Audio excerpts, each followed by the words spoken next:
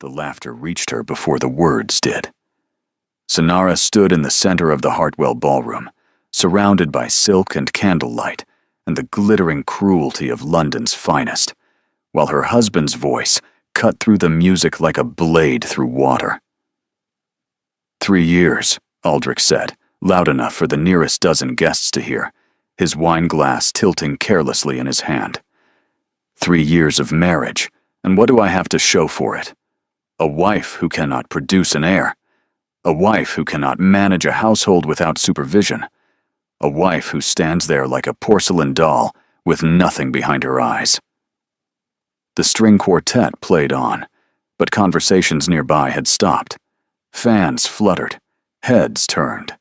Sonara felt the weight of 100 gazes pressing against her skin like physical force. She said nothing. Perhaps I should have listened to my mother, Aldrich continued, warming to his audience, his handsome face twisted into something uglier, something only she usually saw behind closed doors. She warned me about marrying beneath my station, but I thought surely a pretty face would compensate for an empty mind. I was wrong. Someone gasped. Someone else laughed, a nervous tittering sound that echoed off the painted ceiling. Still, Sonara said nothing. Her hands remained clasped at her waist, her spine straight, and her expression carefully blank. She had learned, over 3 years of marriage to Lord Aldrich Vane, Viscount of Thornbury, that words were weapons he collected and sharpened and used against her later, in private, when there were no witnesses. Every defense she offered became evidence of her hysteria. Every tear became proof of her weakness. Every flash of anger became justification for his correction. So she had stopped giving him ammunition. "Look at her," Aldrich sneered, gesturing with his glass. A drop of wine splashed onto the marble floor. "Silent as a grave. Is it any wonder I seek companionship elsewhere? A man cannot be expected to—" "Lord Vane." The voice came from somewhere to Sonara's left, low and precise, carrying the quiet authority of someone who had never needed to raise their voice to be heard. The ballroom seemed to still around it. She turned her head slightly, just enough to see him. He was tall, dark-haired, with the kind of sharp-angled features that painters loved and mothers warned their daughters about. His evening clothes were immaculate, his posture effortlessly commanding, and his blue-gray eyes were fixed on Aldrich with an expression that made Sonara's pulse scatter. Cold, controlled, dangerous. "I believe," the stranger continued, moving through the crowd with the unhurried grace of a predator who knew his prey couldn't escape. "You've made your point with admirable clarity. Perhaps you might consider making it elsewhere." Aldrich's face flushed. "I beg your pardon. This is a private conversation between a man and his wife." "There is nothing private about it. Half the ballroom has been listening." The stranger stopped directly between Sonara and her husband, effectively blocking Aldrich's path to her. "And I suspect the other half will hear about it before the night is over. If that was your intention, congratulations. If not, I suggest you stop speaking immediately." The murmurs around them shifted, took on a new tone. Sonara heard a whispered word ripple through the crowd, passed from mouth to ear like a flame catching on kindling. Westmere. The Duke of Westmere. Her heart lurched. She was standing in the shadow of a duke while her husband sputtered and searched for words that would not come. Aldrich had been outranked, outmaneuvered, and publicly silenced by someone who held more power in his smallest gesture than Aldrich held in his entire title. "Your Grace," Aldrich finally managed, the honorific forced through gritted teeth. "I had no idea you were acquainted with my wife." "I wasn't," the Duke's voice remained level. "Until now."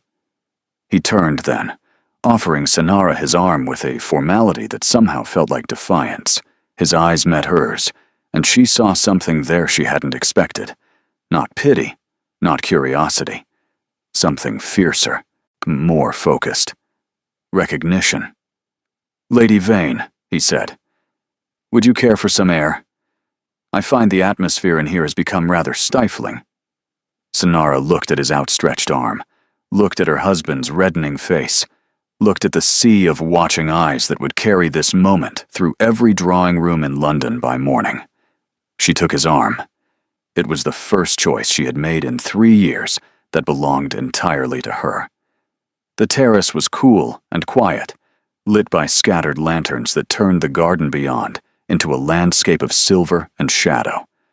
Sonara released the Duke's arm as soon as they were clear of the doors, wrapping her own arms around herself against a chill that had nothing to do with temperature. "I apologize," she said, the first words she had spoken all evening. Her voice came out rough, unpracticed. "I've created a scene. You shouldn't have involved yourself. You created nothing." His tone was blunt, almost irritated. "Your husband created a spectacle. I merely ended it. By making yourself part of the scandal. I'm a duke. Everything I do becomes a scandal eventually. I've learned to be selective about which ones are worth the trouble." She turned to look at him properly for the first time. Up close, he was younger than she had initially thought, perhaps 30, though his eyes held the weight of someone who had seen more than his years should allow.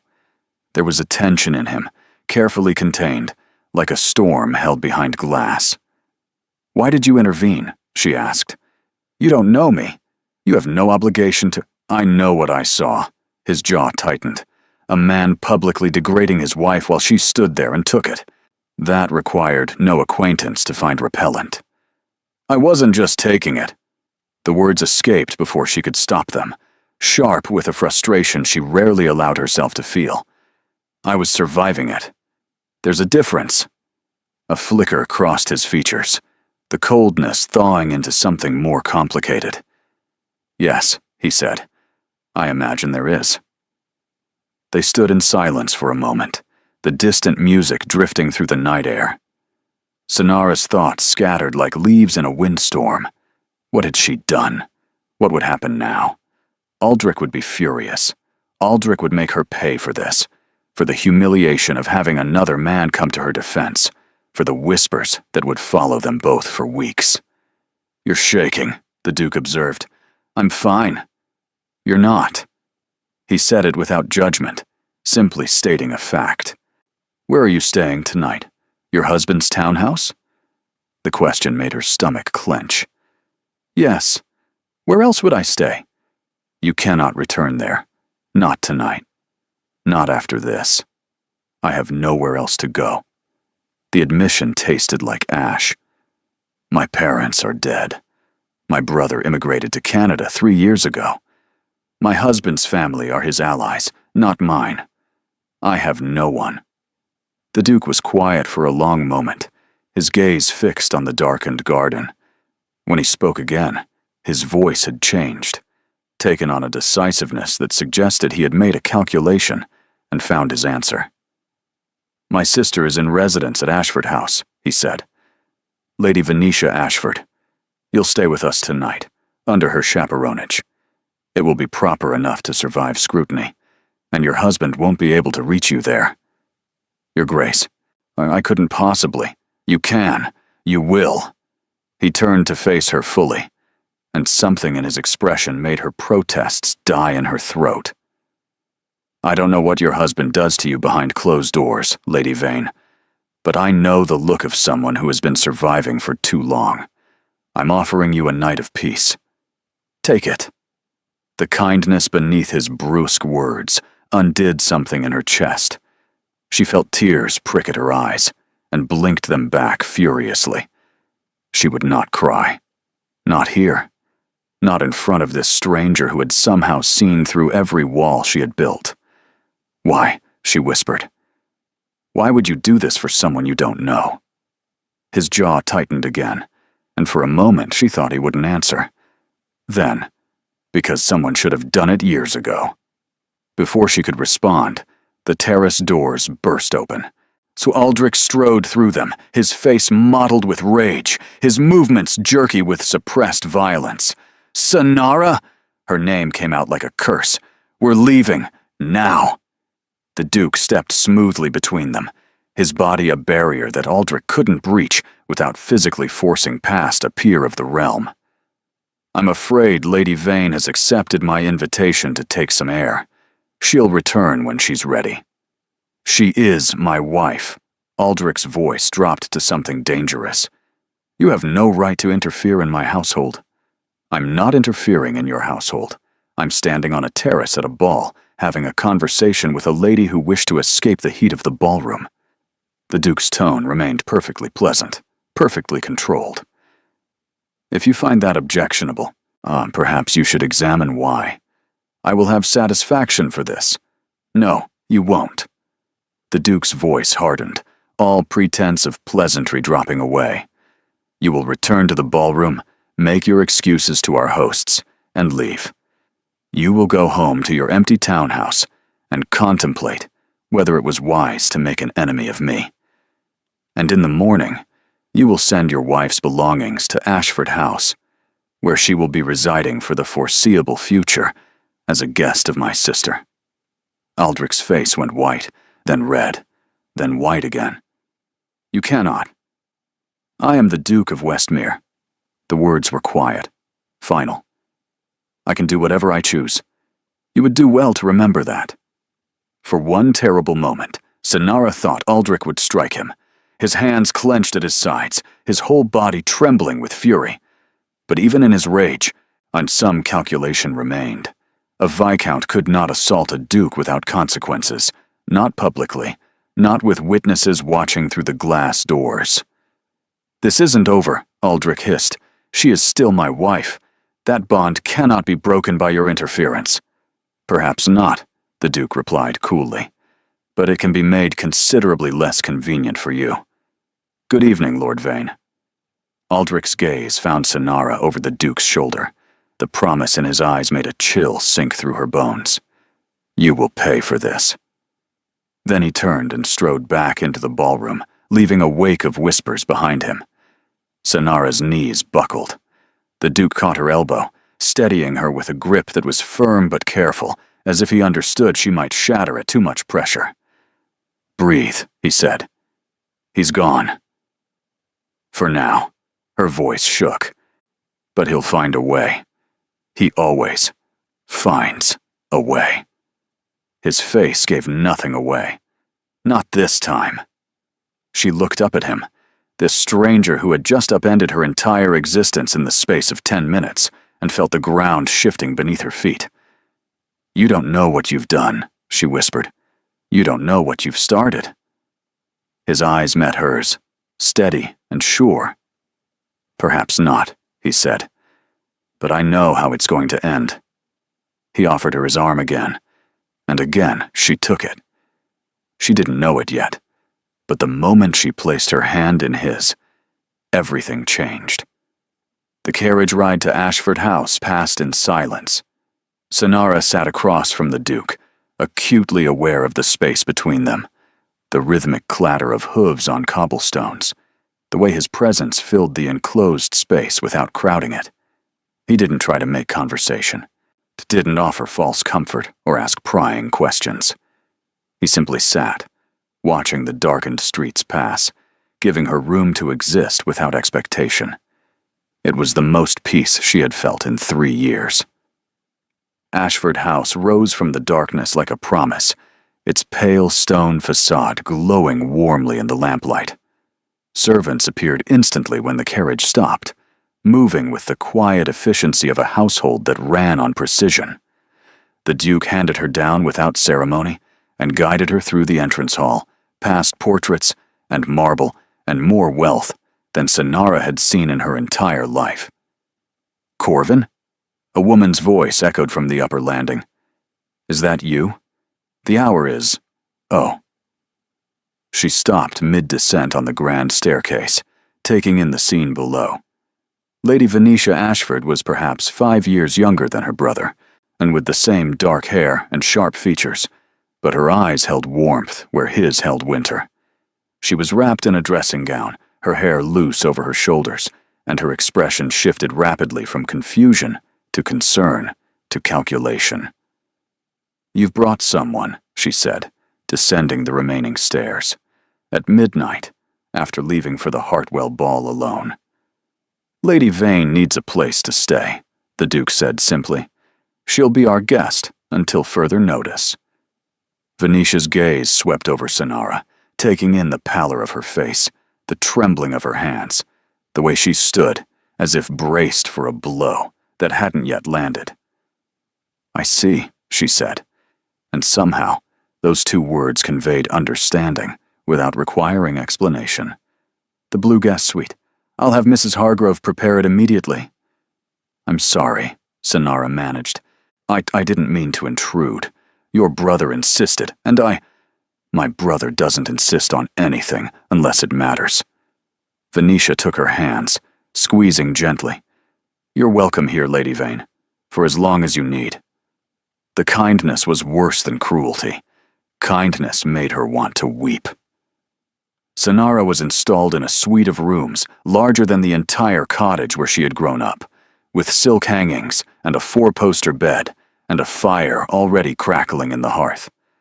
A maid brought tea and warm water and soft words, fussing over her with gentle efficiency. "Is there anything else you need, my lady?"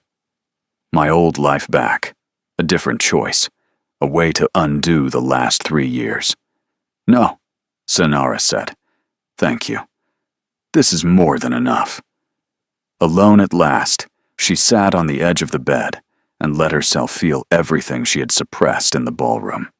The humiliation, the fear, the strange, terrifying hope that had sparked to life when a stranger had stepped between her and her husband. What had she done? She had left. Publicly. With another man. A duke. Her husband would never forgive this defiance. Everything she had endured, every silent survival, every swallowed word, had been erased in a single moment of desperate choice. Sleep came in fragments, haunted by memories she usually kept locked away. Aldrich's voice, soft and sweet during their courtship, promising her father he would cherish her forever. Her father's relief at securing such an advantageous match, not knowing he was selling his daughter to a monster wrapped in fine clothes. The wedding night, when the mask had slipped for the first time, and she had understood, with dawning horror, exactly what her life had become. Morning light brought clarity, and clarity brought terror. A knock at the door made her jump. Venetia entered, dressed now in a morning gown of pale lavender, her expression carefully neutral in a way that immediately set Sonara on edge. "There's a letter," Venetia said, "delivered an hour ago. My brother intercepted it, but he thought you should know." "From Aldrich?" "Yes." Sonara's hands twisted in her lap. "What does it say?" Venetia hesitated. "Perhaps Corvin should—" "Please." The word came out sharper than intended. "I need to know what I'm facing." Venetia studied her for a moment, then nodded slowly. "Very well. But not here. Come downstairs. My brother is waiting." The breakfast room was flooded with morning light, but Sonara barely noticed the elegance of her surroundings. Her attention was fixed on the Duke, who stood by the window with a letter in his hand and murder in his eyes. "Lady Vane," he said, his voice rigidly controlled. "Please sit down." She sat. Her hands wouldn't stop trembling. "Your husband has made several demands," the Duke continued, not looking at her. "He requires your return to Thornbury House by noon today. He has threatened to bring charges against you for abandonment if you refuse.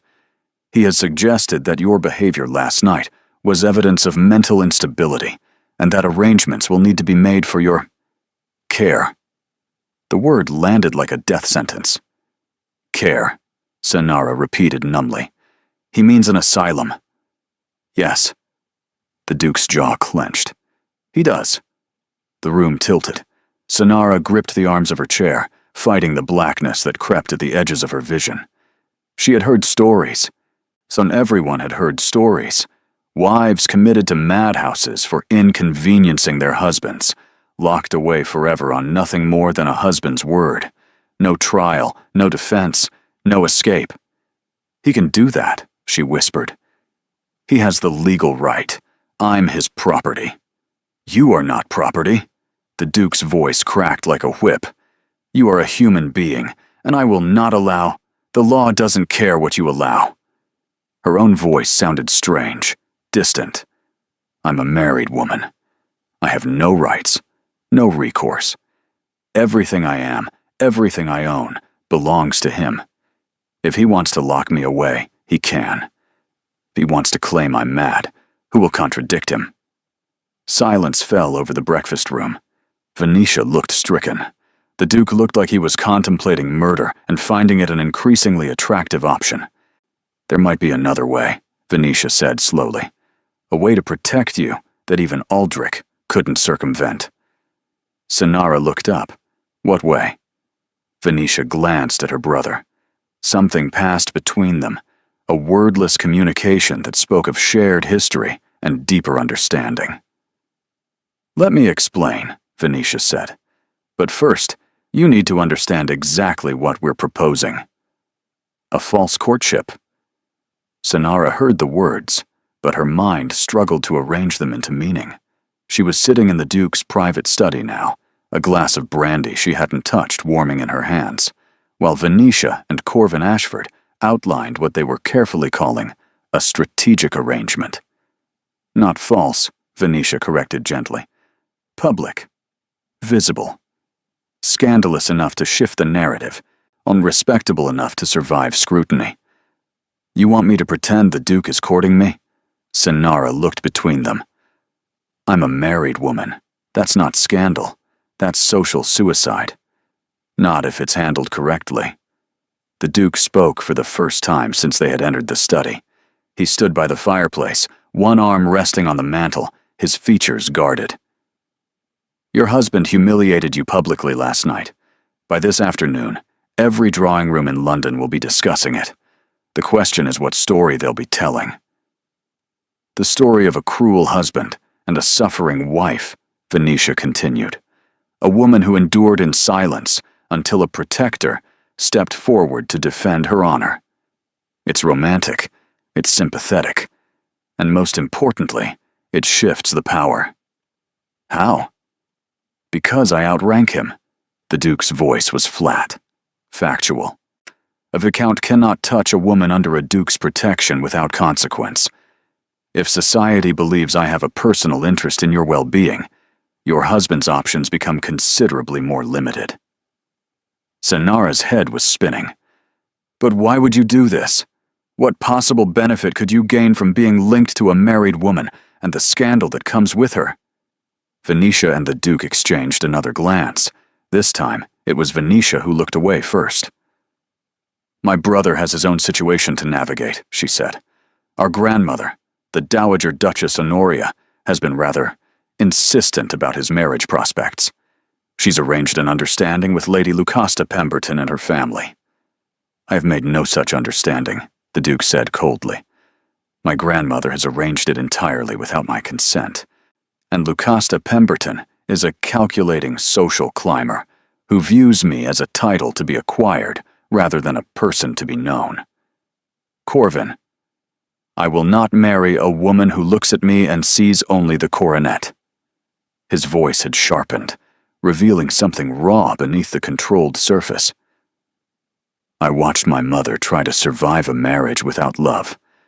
I will not repeat her mistake. The confession carried more weight than he'd intended to reveal. Sonara found herself looking at him differently, seeing past the title and the authority to the man underneath. A man with wounds of his own.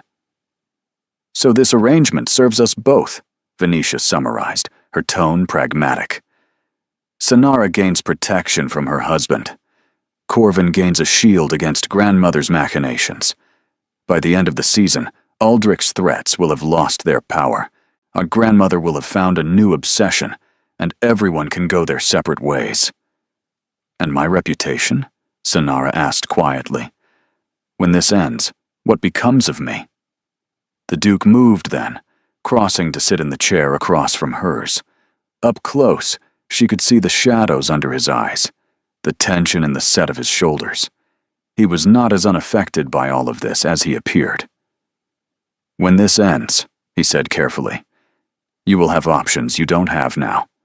Funds, connections, the ability to disappear if you choose, or to rebuild if you prefer. I'm not offering you a rescue, Lady Vane. I'm offering you a chance to rescue yourself." Something in his words unlocked a door she had thought permanently sealed. The idea that she could have options, that she could choose, that her life might contain possibilities beyond survival. I have conditions," she heard herself say. The Duke's eyebrow rose slightly. "Do you? If I'm going to do this, I need more than promises. I need guarantees." She set down the untouched brandy, straightening her spine. "First, I want my own funds, a separate account that I control, enough to establish myself independently when this ends. I won't trade one form of dependence for another." "Reasonable," the Duke agreed. "Done. Second, when this arrangement concludes, I want passage to wherever I choose. Italy, France, America. Somewhere Aldrich cannot follow.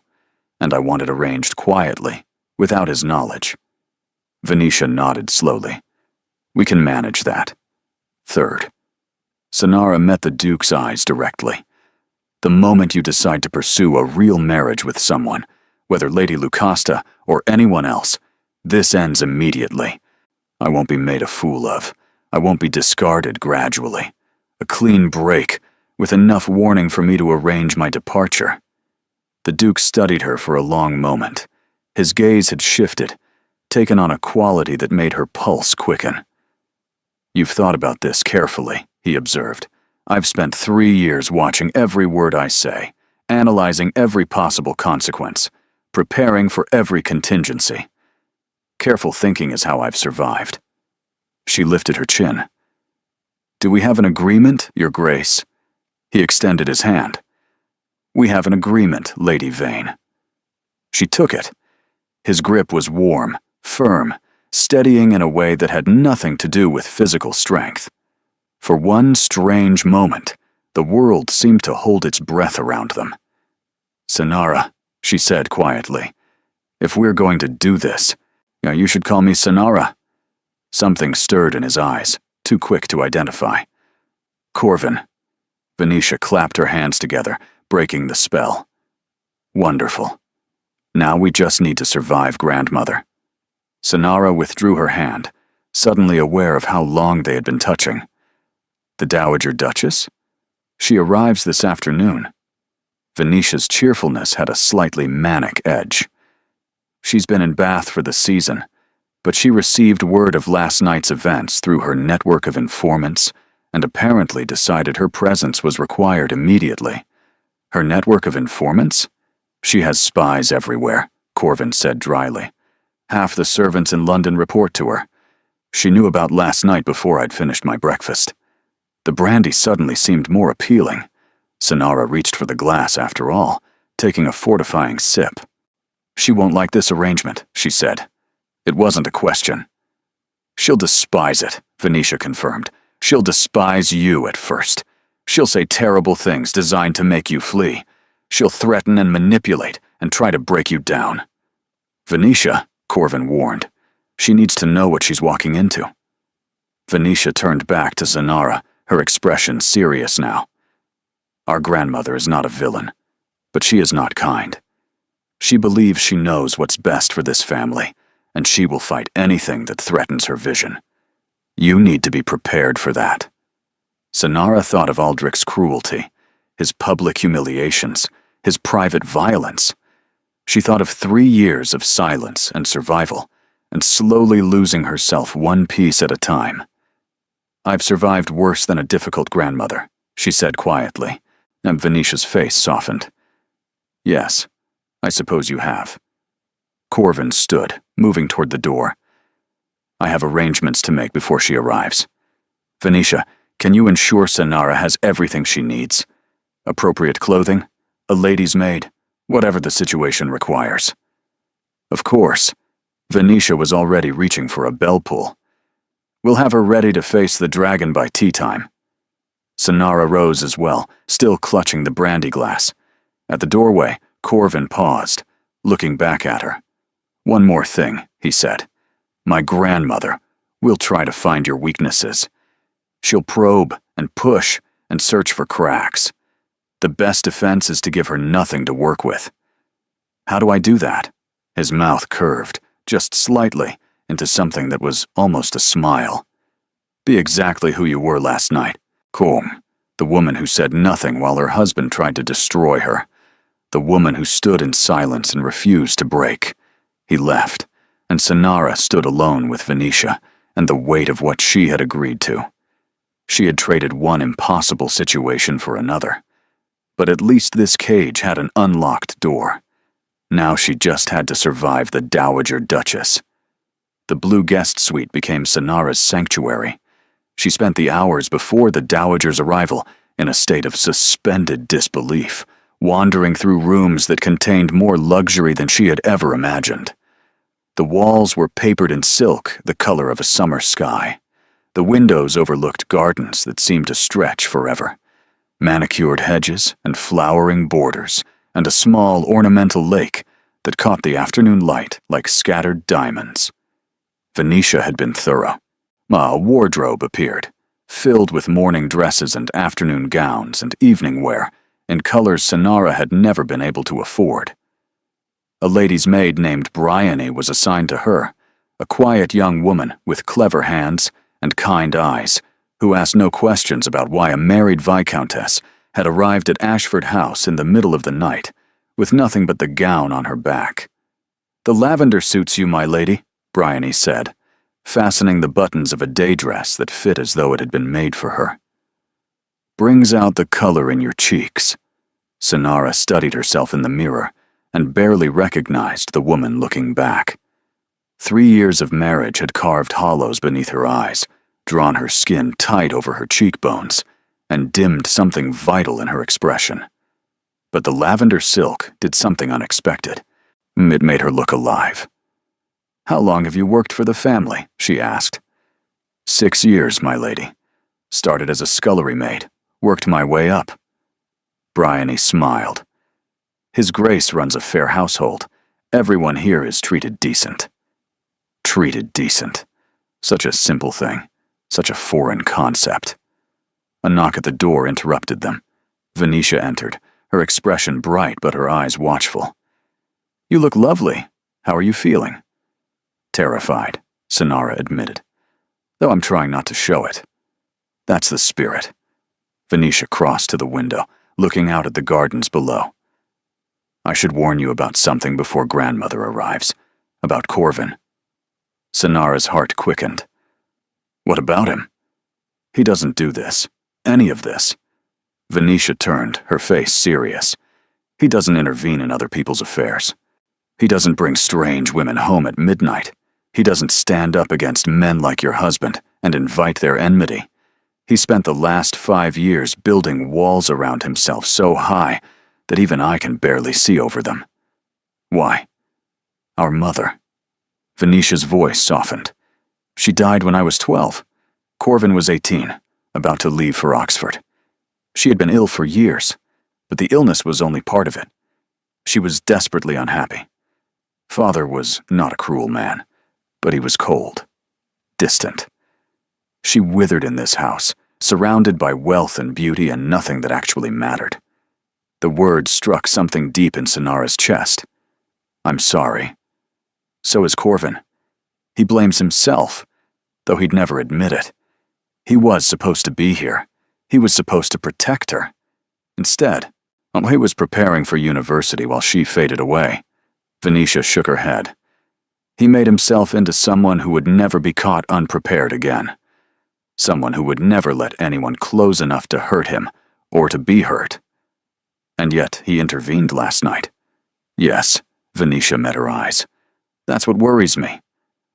Before Sonara could ask what she meant, a commotion erupted somewhere below. Voices raised, doors opening and closing, the unmistakable sounds of an arrival. "She's here," Venetia said, squaring her shoulders. "The Dowager Duchess has landed." Sonara took a breath, smoothed her skirts, found the stillness she had cultivated over 3 years of surviving her husband's moods. Then let's not keep her waiting. The entrance hall had transformed into a battlefield. Servants scurried with luggage. A small woman in formidable black silk stood at the center of the chaos, issuing orders with the precision of a general commanding troops. She was perhaps 70, silver-haired and sharp-eyed, with the kind of posture that suggested she had never slouched a day in her life. The Dowager Duchess Honoria Ashford turned as Sonara descended the stairs, and her gaze swept over her with the cold assessment of a jeweler examining a questionable gem. "So," she said, her voice cutting through the noise, "this is the woman who has set London on fire." Sonara reached the bottom of the stairs and curtsied deeply. "Your Grace, I apologize for the circumstances of my presence here. Do you?" The Dowager's eyes narrowed. "I wonder. My grandson has made quite a spectacle defending your honor. Now you're installed in my family home. You're wearing my family's hospitality like a borrowed gown. What exactly am I meant to make of that?" The challenge was clear. Sonara felt Venetia tense beside her, felt the weight of watching eyes from servants pretending not to listen. "You may make of it whatever you wish, Your Grace," she said. "I am a woman who was publicly humiliated by her husband, offered refuge by your grandson, and too desperate to refuse. If that offends you, I am sorry. But I won't apologize for accepting kindness when it was offered." The Dowager's expression didn't change, but something flickered in her eyes. Interest, perhaps, or the recognition of a worthy opponent. "Kindness," she repeated. "Is that what you think this is?" "I don't know what it is," Sonara admitted, "but I know what it isn't. It isn't cruelty. And after 3 years of cruelty, that distinction matters." Neither spoke for a long moment. The servants had stopped pretending not to watch. Then the Dowager made a sound that might, in another woman, have been a laugh. "Well," she said, "at least you're not stupid. That's so something." She swept past Sonara toward the drawing room, leaving chaos and questions in her wake. Venetia released a breath. "That went better than expected." "Did it?" "You're still standing. That's a victory in itself." Sonara wasn't sure standing counted as victory, but it was better than falling. It was a start. Tea with the Dowager was nothing like the polite social ritual Sonara had experienced in other households. It was an interrogation. "Your father was a country physician," the Dowager said, stirring her tea with precise, deliberate movements. "Your mother came from minor gentry. No connections of significance, no wealth to speak of. Your brother emigrated rather than face your father's debts. An unfortunate family history." "An accurate one," Sonara replied, her cup untouched in her lap. "Your Grace has been thorough." "I am always thorough." The Dowager set down her spoon with a decisive click. "I know everything worth knowing about you, Lady Vane. I know that your husband's family paid off your father's debts in exchange for your hand. I know that Lord Vane has a reputation among certain circles for volatility. I know that 3 housemaids have left his employ in the last 2 years, under circumstances that were never adequately explained." The mention of the maids made cold dread pool in Sonara's stomach. She had wondered about them, had feared for them, had been powerless to help them. "If you know all that," she said carefully, "then you understand why I accepted your grandson's offer of protection. I understand that you are desperate, and my grandson is impulsive." The Dowager's gaze sharpened. "What I don't understand is what you expect to gain from this arrangement beyond immediate shelter. Survival. That's a short-term goal. What about afterward, when this charade concludes and you must return to reality?" "I don't intend to return to my husband, if that's what you're asking. I'm asking what you intend at all." The Dowager leaned forward slightly. "My grandson is one of the most eligible men in England. His protection, his attention, his apparent interest in your welfare, these things have value. Value that could be leveraged by someone clever enough to see the opportunity. The accusation was clear. The dowager thought she was a fortune hunter, a manipulator, a woman using victimhood as a weapon to trap a duke. Sonara set down her teacup with deliberate calm. Your Grace, I spent 3 years married to a man who viewed me as property to be used and discarded at will. I have no fortune, no family, no resources of my own. Everything I possessed when I married became legally his the moment the vows were spoken. I am, by every measure society uses, entirely dependent on the mercy of others. She paused, meeting the dowager's eyes directly. Do you truly believe that a woman in my position would risk everything on a scheme to trap a duke? One word from Lord Vane, and I could be committed to an asylum. One accusation, and my reputation would be destroyed beyond repair. I am not playing a game, Your Grace. I am trying to survive long enough to find another option. The dowager was silent for a long moment. Her expression remained impenetrable, but something in the quality of her attention had shifted.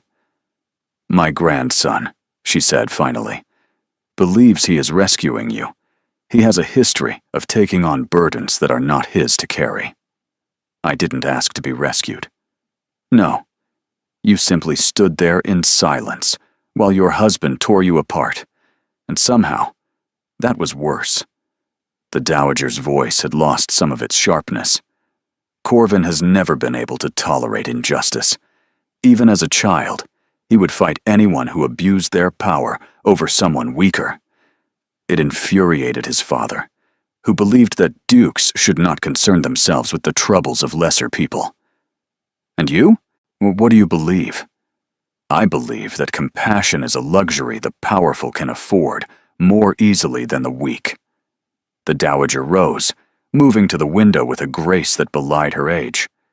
I also believe that my grandson has spent 5 years hiding from life because he couldn't save his mother, and that you represent something dangerous to his carefully constructed defenses. Dangerous how? You're a cause, a wrong to be righted, a woman in need of protection. The dowager turned, her eyes piercing. Corvin could lose himself in saving you. He could pour all the grief and guilt he's been carrying into fighting your battles, and when it's over, when you're saved and gone, he'll be emptier than before. The words struck with unexpected force, but Sonara had been so focused on her own survival that she hadn't considered what this arrangement might cost him. What would you have me do? She asked quietly. I would have you be honest with him, and with yourself. The dowager returned to her chair, settling carefully.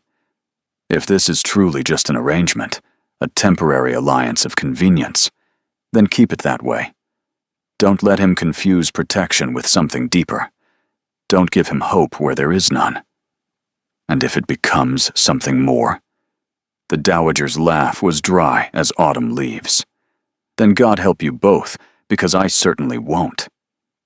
A knock interrupted them. Corvin entered, his gaze sweeping the room and settling on Sonara with an intensity that made her pulse stutter. Grandmother, he said, his tone neutral. I see you've begun the interrogation without me. I prefer to conduct my assessments privately. The dowager rose, gathering her dignity around her like armor. Lady Vane has acquitted herself adequately. She may stay. How generous of you. Don't be impertinent. The dowager paused at the door, looking back at Sonara one final time. Remember what I said, child. Honesty is the only currency that holds its value in the end. She swept out, leaving Sonara and Corvin alone in the sudden silence. Are you all right? He asked, moving closer. She can be formidable. She's protective of you. Sonara managed a small smile. I can't fault her for that. What did she say to you? That I should be honest about what this is and what it isn't. His eyes held something vulnerable, quickly suppressed. And what is this? The question settled between them, loaded with possibilities neither of them was ready to acknowledge. "I don't know yet," Sonara admitted, "but I'm beginning to think it might be more than I expected." His gaze held hers for a moment longer than strictly necessary. Then he looked away, clearing his throat. "Dinner is at 8. Venetia has arranged for the modiste to visit tomorrow. We have work to do if we're going to make this convincing." He left, and Sonara stood alone in the drawing room, wondering when survival had become something far more complicated. The days that followed blurred into a whirlwind of preparation. Madame Orsolya arrived from Bond Street with an army of assistants, transforming one of Ashford House's sitting rooms into a temporary atelier. Fabrics were draped across every surface, silks and satins, velvets and brocades, colors that Sonara had only ever seen in shop windows she couldn't afford to enter. "The sapphire for the Beaumont ball," Madame Orsolya declared, holding a length of midnight blue against Sonara's skin. "And the champagne silk for afternoon calls. We must establish a signature. Something memorable. Something that announces she belongs here," Venetia added, circling like a general reviewing troops. "Something that tells society she's not going anywhere." Sonara submitted to the fittings with a patience born of necessity. But her mind wandered constantly to other matters. To her husband's letter, still unanswered. To the dowager's warnings about honesty. To the Duke, who appeared at meals and maintained careful distance, yet whose eyes found hers with unsettling frequency. Corvin had become a study in contradictions. He was present, but guarded, attentive, but restrained. He ensured she had everything she needed while barely speaking to her directly. It was as though he had drawn a line between them and was determined to maintain it, even as some part of him kept crossing to check that she was still there. On the 5th day, she found him in the library. It was late afternoon, the golden hour when light slanted through tall windows and turned dust motes into floating sparks. Corvin stood before one of the towering bookcases, a volume open in his hands, so absorbed in its contents that he didn't notice her entrance. She watched him for a moment. Without the armor of his public persona, he looked younger somehow, more human. There was a furrow between his brows that spoke of old sorrows, and a softness around his mouth that his usual severity concealed. "What are you reading?" she asked. He startled, nearly dropping the book. When he saw her, warmth flickered across his face before he suppressed it. "Meditations," he said, recovering his composure. "Marcus Aurelius. My mother's copy. May I see?" He hesitated, then handed it to her. The book was well worn, its leather cover softened by years of handling. When Sonara opened it, she found the margins filled with annotations in a delicate feminine hand. "She wrote in all her books," Corvin said, his voice rougher than before. "Thoughts, questions, arguments with the authors. My father hated it, said it was defacing property. It sounds like she had a curious mind. She had a brilliant mind, and no outlet for it." He moved to the window, presenting his back to her. Women of her station weren't supposed to think too much. They were supposed to be decorative, compliant, content with their gilded cages. The bitterness in his voice cut deeper than any blade. "Is that why you helped me?" Sonara asked. "Because you saw her in me?" "Perhaps." He turned, and his eyes held a rawness she hadn't seen before. "When I saw your husband speaking to you like that, when I saw you standing there in silence, enduring it, I saw every dinner where my father dismissed my mother's thoughts. Every evening where she sat with empty eyes, going through motions of a life she hadn't chosen.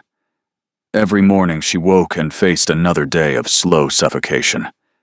Sonara clutched the book against her chest, her heart aching for the boy he had been and the man he had become. "She must have loved you very much," she said softly. "She loved everyone. That was her tragedy." He laughed, but there was no humor in it. "She loved a husband who couldn't love her back. She loved children she couldn't protect from his coldness. She loved a life that existed only in her imagination. And in the end, the loving killed her. I don't believe that. You didn't know her. No. Sonara moved closer, drawn by something she couldn't name. But I know what it is to love in impossible circumstances, and I know that love itself isn't the enemy. The enemy is the cage, the silence, the being made to feel that your love is a burden rather than a gift. Corvin stared at her, as though she had spoken in a language he had forgotten, but still remembered. "Sion, you're very certain," he said. "I've had 3 years to think about it." She handed the book back to him, her fingers brushing his in the transfer. "Your mother's love wasn't what killed her. It was having no one who understood how to receive it." The moment stretched, crystalline and fragile. They stood too close for propriety, the fading light casting long shadows across the library floor. Sonara could see the pulse jumping in his throat, could feel the warmth radiating from his body, and could hear the slight catch in his breathing. "Sonara," he said, her name a question and an answer all at once. "Corvin. I should—" He stepped back, breaking the spell. "I should tell you. The Beaumont Ball is in 3 days. It will be our first public appearance together. Everyone will be watching." The shift to practical matters was jarring, but Sonara understood the retreat. They were standing on the edge of something neither of them was ready to name. "I'll be ready," she said. "You'll need to be more than ready. Lady Lucasta will be there, and she's not the type to surrender gracefully. I've faced worse than a jealous socialite. Yes." His eyes found hers again, and what she saw there made her breath catch. "But you shouldn't have to face it alone. You won't have to. Not anymore." He left the book on a nearby table and departed without another word, leaving Sonara alone among the shelves and shadows. She picked up the meditations, opened to a random page, and read a line underlined in his mother's careful hand. "The object of life is not to be on the side of the majority, but to escape finding oneself in the ranks of the insane." In the margin, a single word had been written in response: "trying." Sonara closed the book gently and held it against her heart. Something had shifted between them today. Something that couldn't be unnamed. The question was whether either of them was brave enough to pursue it. The Beaumont Ball blazed with 10,000 candles. Sonara stood at the top of the grand staircase, acutely aware that every eye in the ballroom had turned toward her. The sapphire gown Madame Orsolia had created fit like armor, its deep blue silk cascading to the floor in elegant folds, tiny crystals catching the light with every breath she took. Beside her, Corvin offered his arm with the calm assurance of a man who had faced far worse than gossip. "Ready?" he murmured. "No." "Good. Honesty becomes you."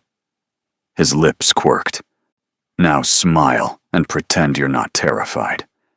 They descended together, and the whispers began immediately. "Is that her? The vain woman? Arrived at Ashford House in the middle of the night, they say.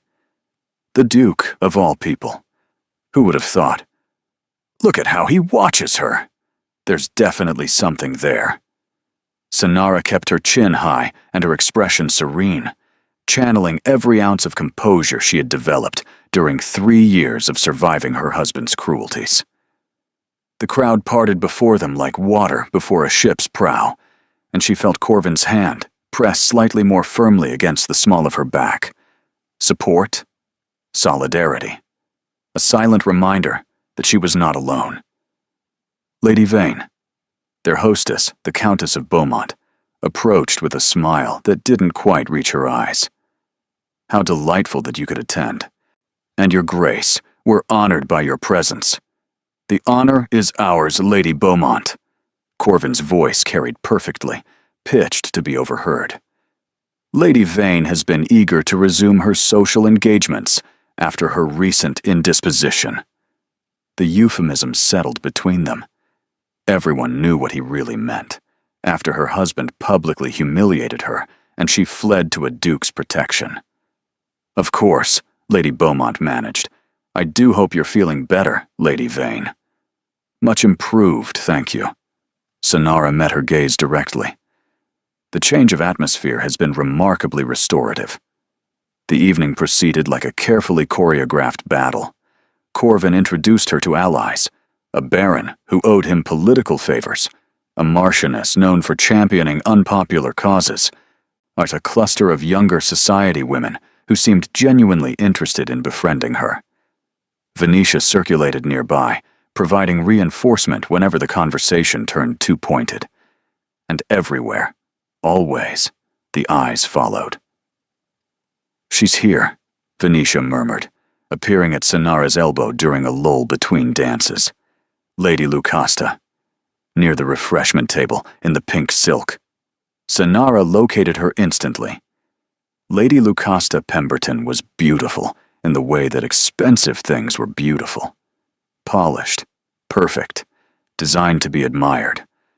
Her blonde hair was arranged in elaborate curls. Her gown was the height of fashion, and her pale blue eyes were fixed on Corvin with undisguised possessiveness. She's been watching you all evening, Venetia continued, cataloging weaknesses, not planning her approach.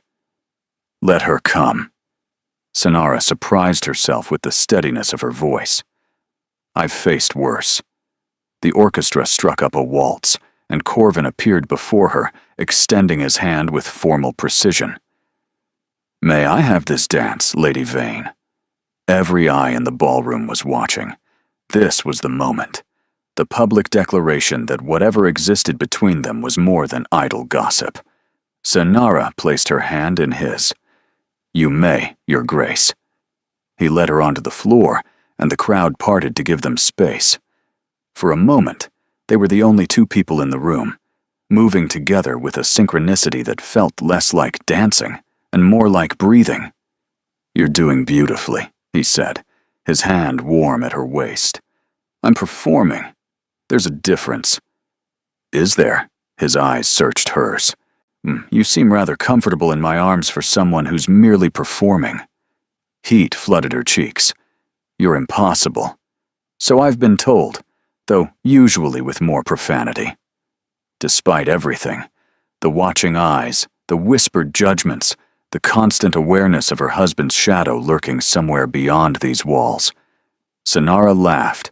It burst out of her without permission, genuine and surprised, and Corvin's expression transformed into wonder. You should do that more often, he said softly. What? Laugh. It transforms you. The waltz ended too soon.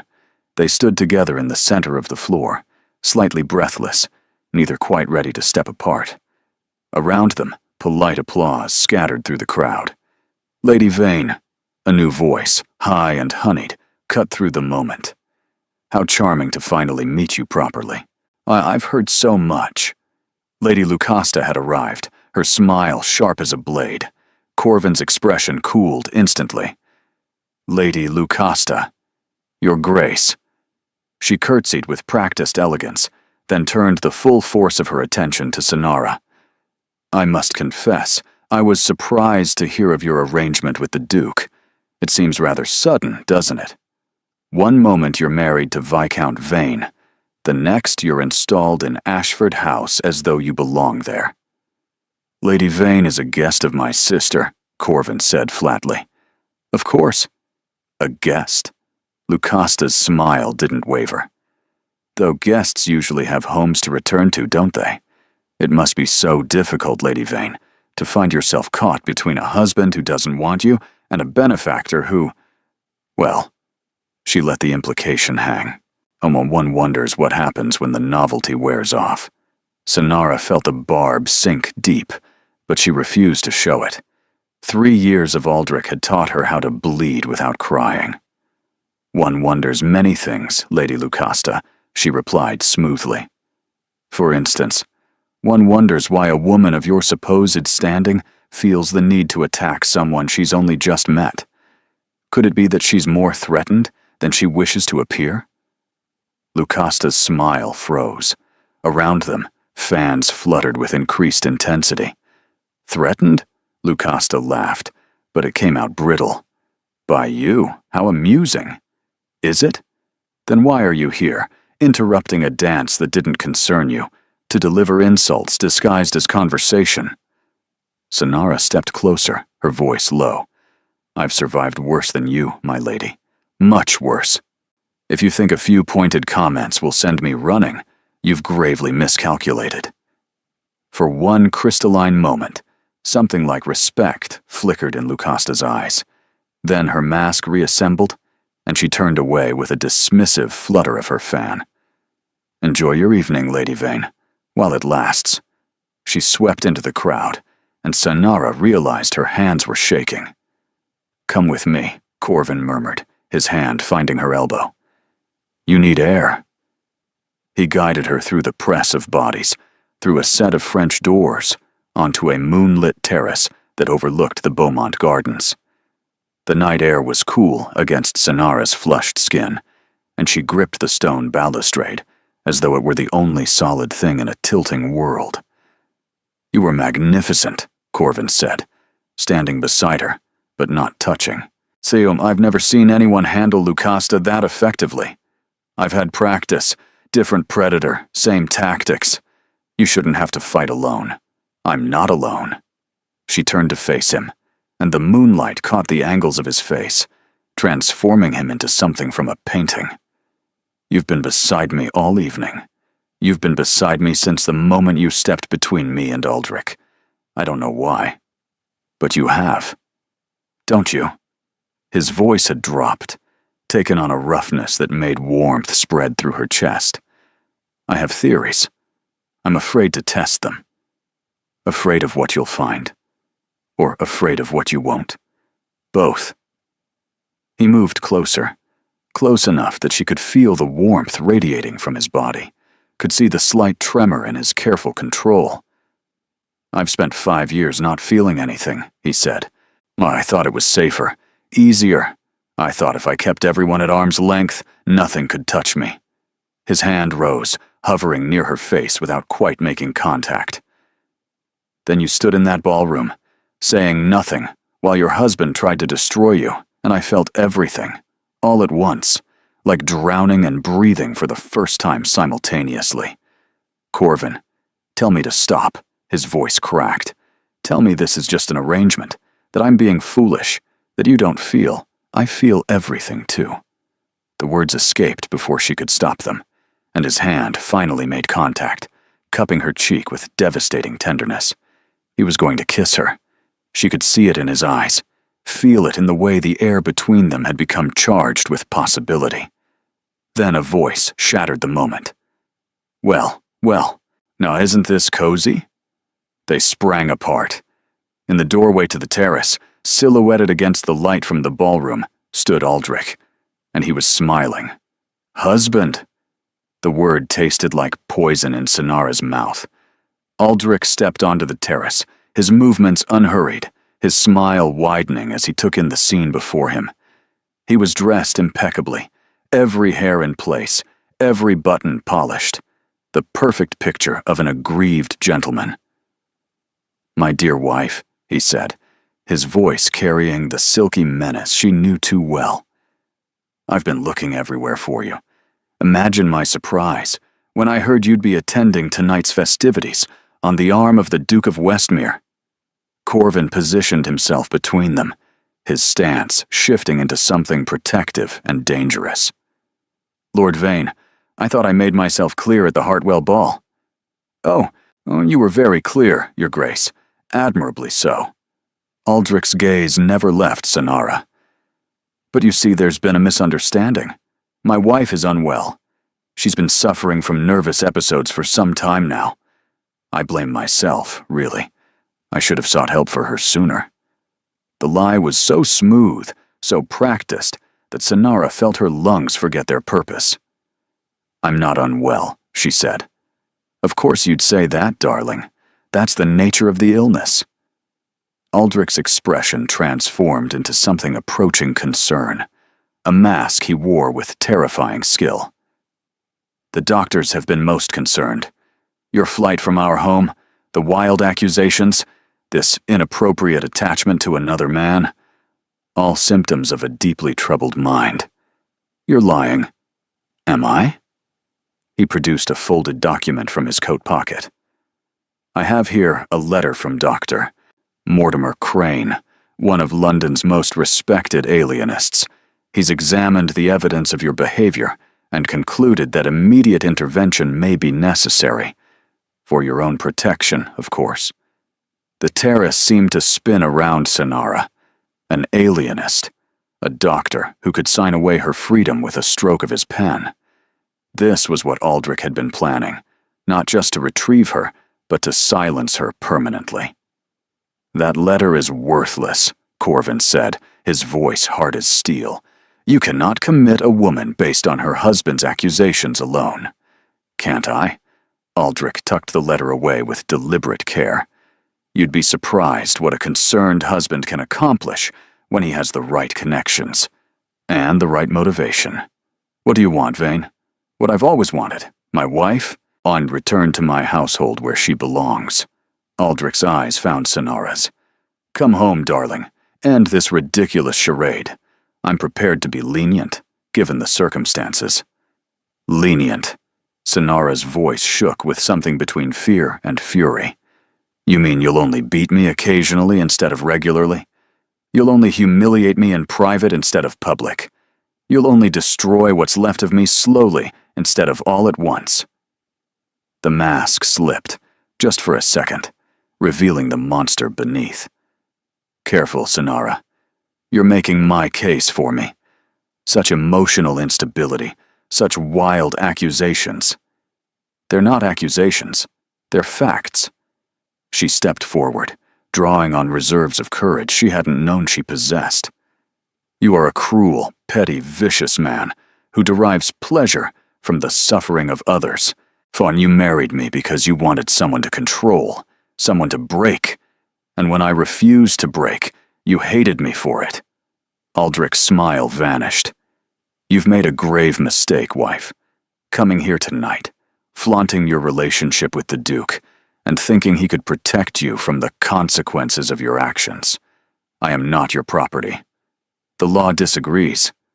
The law, Corvin cut in, stepping forward, is considerably more flexible than you seem to believe, and considerably less kind to men who abuse their wives when those wives have powerful allies.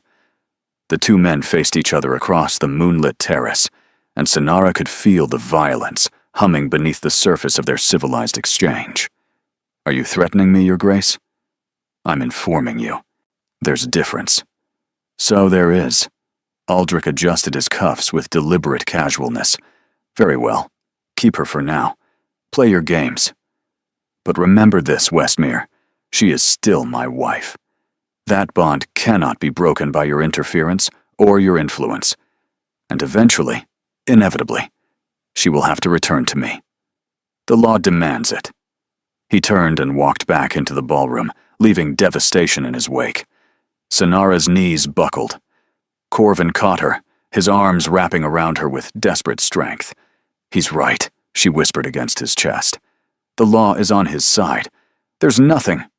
There's always something. His voice was fierce, certain. We'll find a way. How? He has doctors willing to sign whatever he asks. He has connections, influence, money. What do I have? You have me.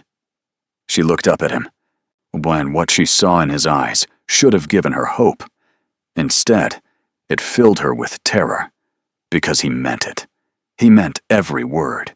He would burn his reputation, his position, his entire world to the ground if it meant protecting her from Aldrich. And she couldn't let him. Corvin, she said slowly, pulling back. This has gone too far. What do you mean? I mean, I can't let you destroy yourself for me. Your family, your position, everything you've built. Aldrich will drag it all through the mud. He'll make it seem sordid, make it seem like... I don't care what it seems like. But I do. Her voice cracked. I care that your grandmother warned me this would happen. I care that your mother's portrait hangs in that house where I've been playing at belonging. I care that you've spent 5 years protecting yourself from pain, and I'm about to bring more of it crashing down on you than you've ever experienced. Sonara, I was wrong to agree to this arrangement. The words tasted like ashes, but she forced them out. I should have found another way. I should have disappeared, gone somewhere Aldrich couldn't find me, instead of dragging you into my disaster. You didn't drag me, I chose. And I'm choosing to end it. She stepped back, putting distance between them. Before this goes any further, before either of us does something we can't undo. It's already too far. He reached for her, and she flinched away. Sonara, please. Goodbye, Corvin. She fled before he could stop her, before her resolve could crumble, and before she could let herself believe that love was worth the destruction it would cause. Behind her, she heard him call her name. She didn't look back. Sonara left Ashford House before dawn. She took nothing but the clothes on her back and a small purse of coins she'd found in her room, left there, she suspected, by Venetia, who seemed to understand that desperate people needed options. The sapphire gown was folded carefully on the bed, along with a letter she had labored over for hours. I cannot stay and watch you sacrifice everything for someone who was never meant to be part of your world. Please don't follow me. Please don't look for me. It's better this way. Sonara, she didn't believe the last part. Nothing about this was better. But it was necessary. The morning streets of London were grey and cold, populated by servants and tradespeople beginning their daily routines. Sonara walked without destination, her mind churning through possibilities that all ended in the same place. She couldn't return to Aldrich. She couldn't stay with Corvin. She had no family, no friends, no resources beyond a handful of coins that wouldn't last a week. For the first time since the Hartwell ball, she allowed herself to feel the full weight of her situation. The tears came silently, streaking down her cheeks as she walked through streets that didn't know her name. She found herself, eventually, at the doorstep of a boarding house in a modest neighborhood. The woman who answered looked her over with shrewd, knowing eyes. Running from something or someone? Both. Aren't they all? The woman stepped aside. 3 shillings a week, meals included. I don't ask questions, and you don't cause trouble. Agreed? Agreed. The room was small and sparse. A narrow bed, a washstand, a single chair by a grimy window. It was nothing like the blue guest suite at Ashford House, but it was hers, at least for now. Sonara sat on the edge of the bed and tried to breathe. The days that followed blurred together. She took in mending work, a skill her mother had taught her as a girl, and discovered that her fine stitching was valued even by those of modest means. It wasn't much, but it was something. A way to survive. But survival felt hollow now. She caught herself thinking of Corvin at odd moments, the way he'd looked at her in the library, raw with grief and hope, the way he'd held her on the terrace, as if she were something precious, the way he'd stepped between her and Aldrich without hesitation, or willing to face any consequence. You have me. But she had given him back, and now she had nothing. On the 5th day, a knock came at her door. Sonara opened it expecting the landlady. Instead, she found a woman she had never seen before, middle-aged, well-dressed, with kind eyes and an envelope in her hands. Lady Vane? The woman pressed the envelope into her hands. A message, from someone who cares very much about your welfare. Before Sonara could respond, the woman was gone. With trembling fingers, Sonara opened the envelope. Inside was a single sheet of paper, covered in familiar handwriting. You told me to be honest about what this is and what it isn't. This isn't an arrangement. It hasn't been for weeks. This is me, standing in the ruins of every wall I've ever built, asking you to come back. Not because I need to save you, Ziot, but because you've already saved me. You made me feel alive again. You made me want to be present instead of merely existing. You made me believe that love might be worth the risk of loss. If you don't feel the same, I'll accept your answer. I'll let you go. But I need to hear you say it to my face.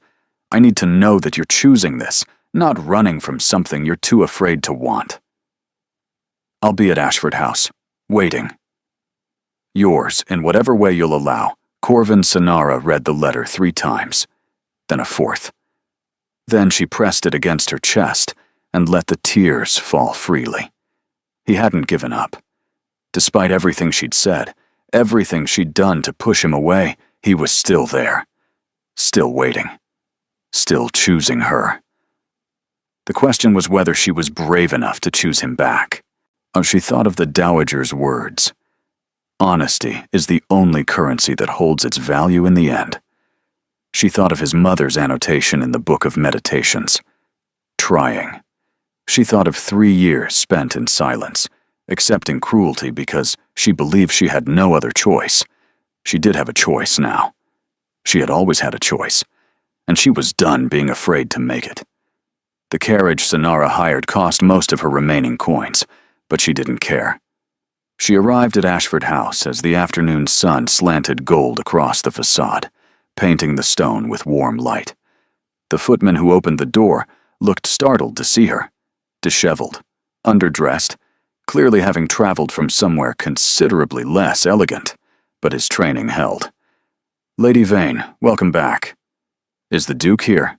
"In the study, my lady." Shall I announce?" But Sonara was already moving past him. She knew the way now. She had walked these halls enough times that they felt like home. The study door was closed. She paused before it, suddenly terrified. What if she was too late? What if he had changed his mind? What if the letter had been written in a moment of weakness that he now regretted? Then she remembered standing in silence while her husband tore her apart. And she knew that silence was no longer something she could accept. She opened the door. Corvin stood at the window, his back to her, his posture rigid with the kind of tension that spoke of sleepless nights and endless waiting. He turned at the sound of the door, and when he saw her, something in his face shattered. "Sonara, you asked me to say it to your face." Her voice shook, but she pressed on. "So I'm here. I'm saying it." "Saying what?" She crossed the room, stopping just short of reaching distance. "That I was afraid. That I convinced myself leaving was noble, when really it was just cowardice.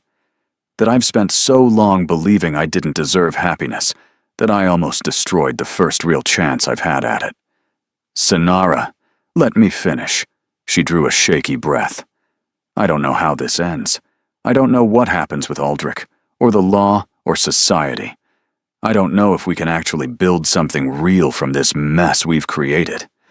But I know that walking away from you felt like dying, and I'd rather face whatever comes next with you than spend the rest of my life wondering what might have been." He closed the distance between them in 2 strides, his hands cupping her face with desperate tenderness. "I've been going mad," he said hoarsely. 5 days of not knowing where you were, if you were safe, if you were... I'm here now. You're here." He pressed his forehead to hers, breathing her in. "Promise me you won't run again.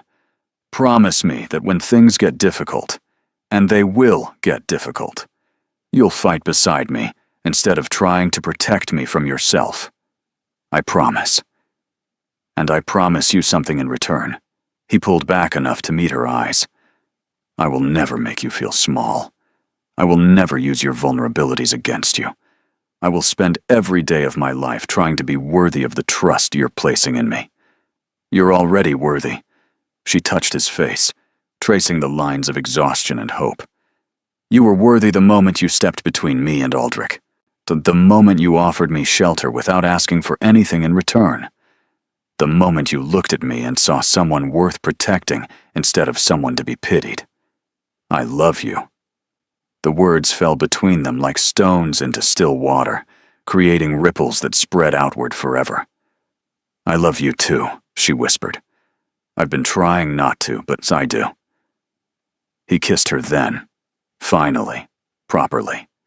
Not the almost kiss on the terrace, interrupted by her husband's cruelty. Not a performance for watching eyes. This was real. His mouth on hers, tender and fierce and full of promise. She melted into him, her hands fisting in his coat, holding on as if he were the only solid thing in a dissolving world. When they broke apart, both breathing hard, his smile was the most beautiful thing she had ever seen. "What happens now?" she asked. "I don't know, we fight." His expression sobered, but the determination in his eyes burned bright. "I've had 5 days to plan while you were gone. I've consulted solicitors, called in favors, done research on your husband that would make your head spin." "What kind of research?" "The kind that reveals he's been embezzling from his family's estate for years. The kind that shows 3 former servants willing to testify about his treatment of them. The kind that proves his letter from Dr. Crane was obtained through bribery and threats." Sonara stared at him. "You did all of that in 5 days?" "I had excellent motivation." He tucked a strand of hair behind her ear. "Your husband has built his power on secrets and fear. It's time someone exposed both. But even with all that, I'm still his wife. The law can be changed. Opinions can be shifted. And sometimes, the right scandal at the right moment can accomplish what years of lobbying cannot." His smile turned sharp. "I believe it's time we attended another ball." "Another ball?" "The Ashworth Ball, tomorrow night. The most anticipated event of the season." He took her hands in his. "Everyone will be there, including your husband.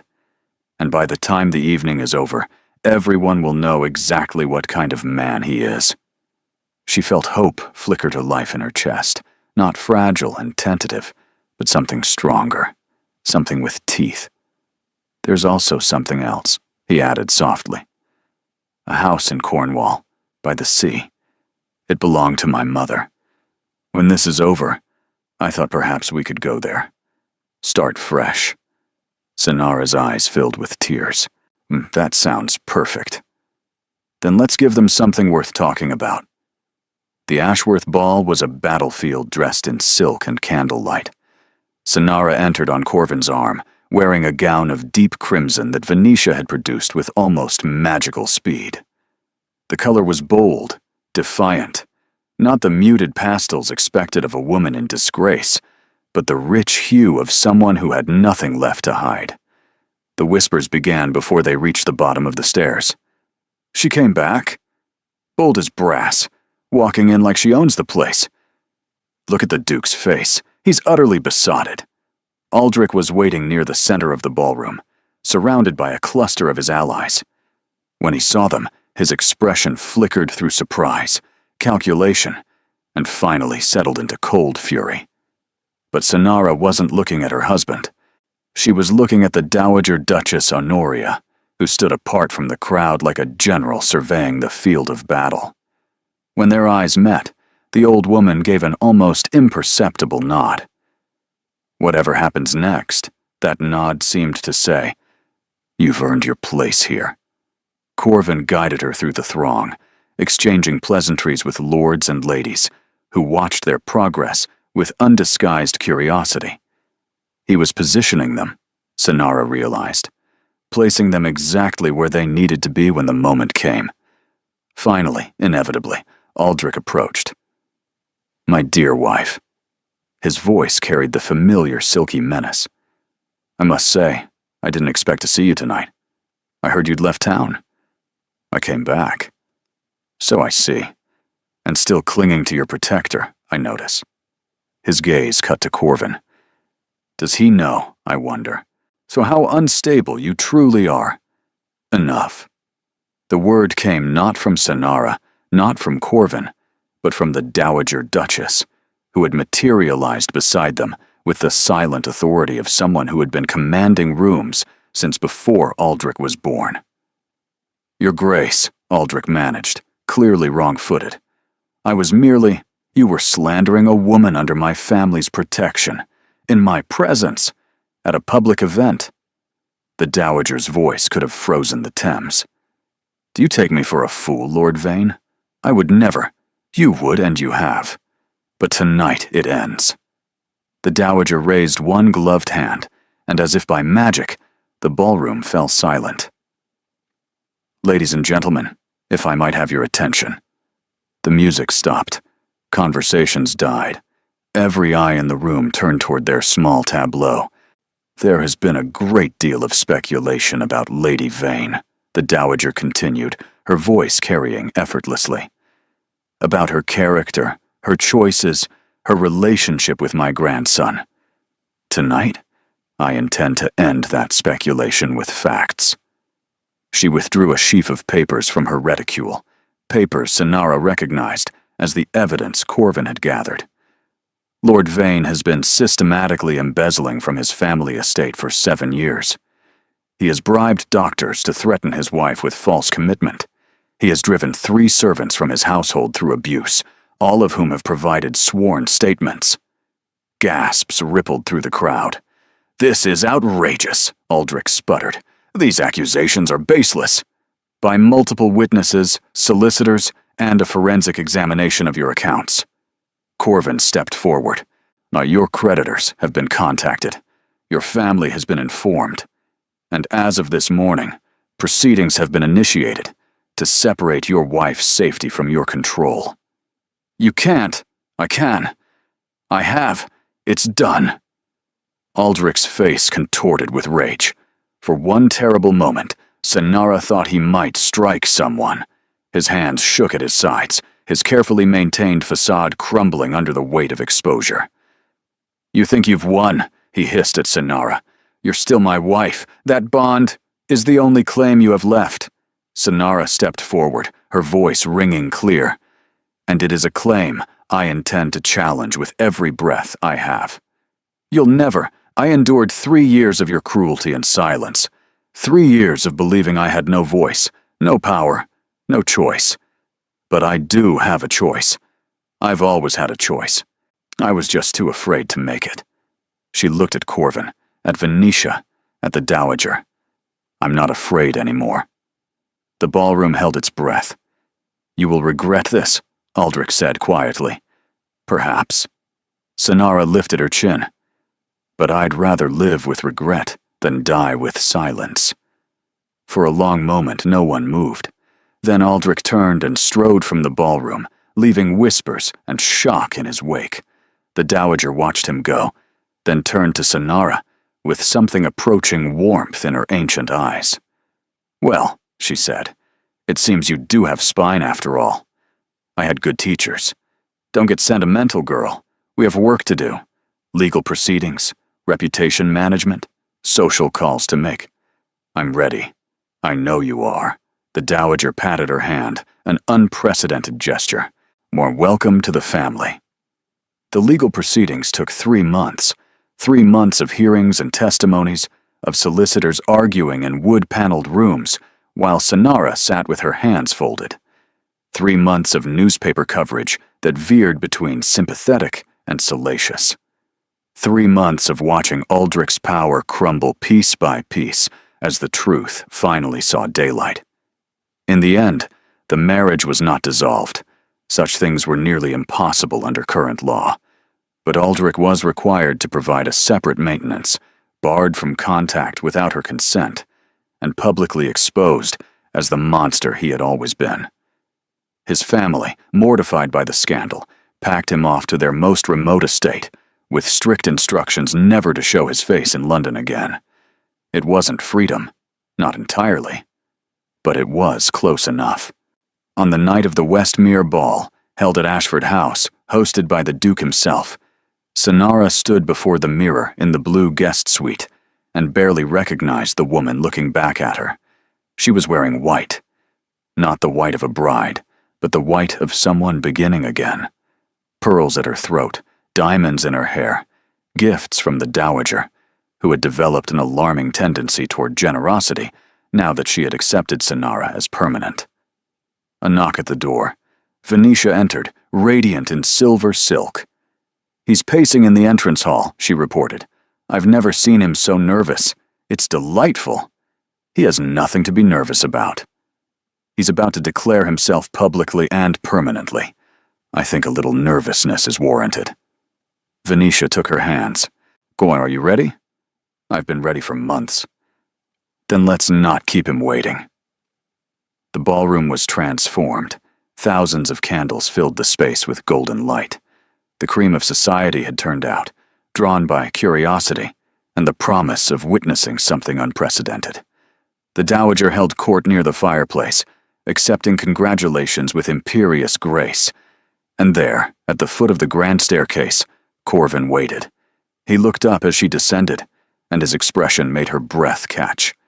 Wonder and love and fierce, protective joy, all of it visible on a face that had once shown nothing but controlled neutrality. "You're stunning," he said when she reached him. "You're biased. Guilty as charged." He took her hand, raising it to his lips. "Dance with me." She let him lead her onto the floor as the orchestra began a waltz. For they had danced before at the Beaumont Ball, but this was different.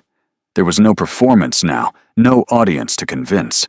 There was only the two of them, moving together with the easy synchronicity of people who had learned each other's rhythms. "I have something for you," he said as they turned. "Another gift? Your grandmother will run out of jewelry at this rate." "Not from her. From me." He guided them toward the edge of the floor, then stopped, reaching into his coat pocket. "I've been carrying this for weeks, waiting for the right moment." He produced a small velvet box. When he opened it, Sonara's heart stopped. A ring. Simple but beautiful.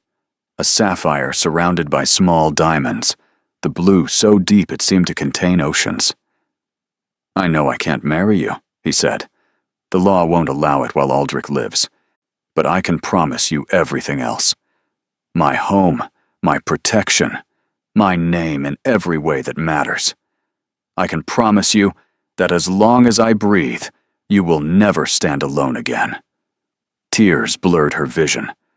"Corvin, you don't have to answer now. You don't have to answer ever, if that's what you choose. But I wanted you to know that my commitment to you isn't dependent on a ceremony or a document. It's here." He pressed his hand to his chest. "It's permanent. It's yours." Around them, the ballroom had gone silent. Everyone was watching. The dowager with unusual softness in her eyes, Venetia with tears streaming down her cheeks. Sonara took the ring from the box and slid it onto her finger. It fit perfectly. "Yes," she said. "Yes to what?"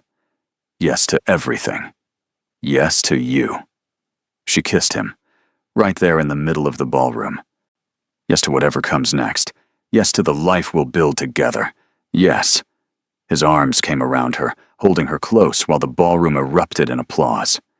6 months later, the house in Cornwall stood on a cliff overlooking the sea. It was smaller than Ashford House, simpler, far from the gossip and glamour of London society. But to Sonara, it was everything.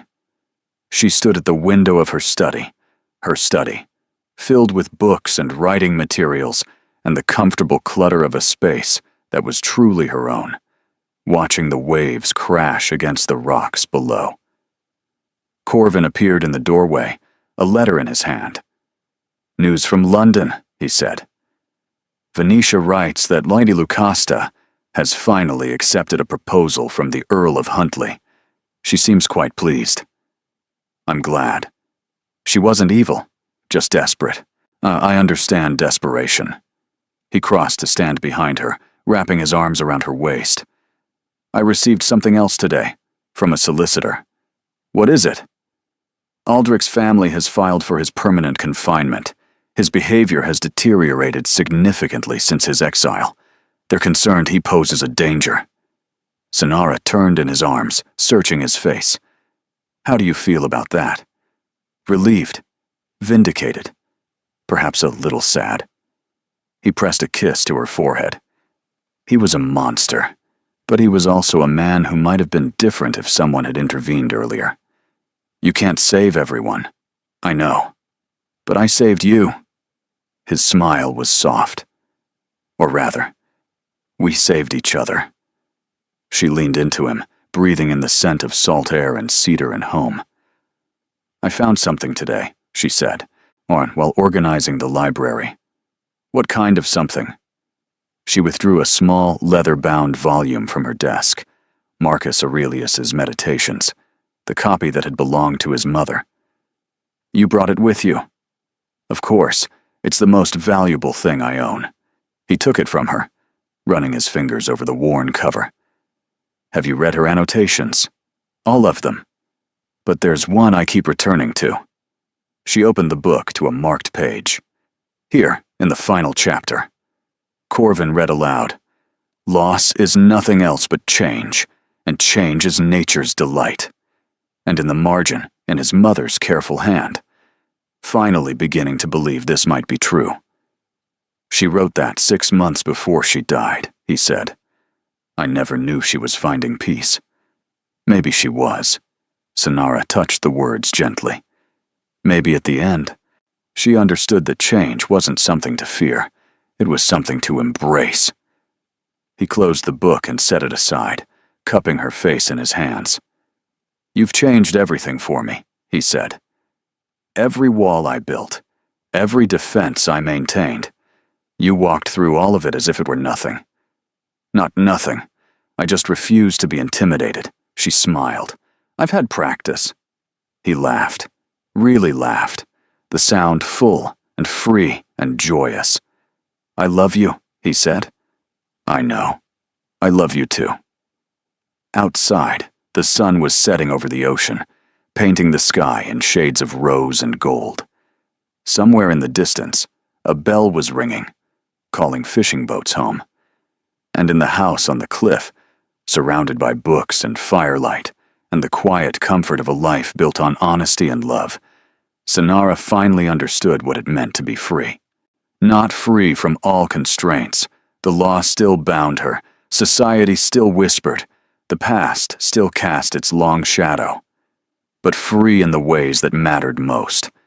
Free to choose. Free to speak. Free to love without fear. Free to begin again.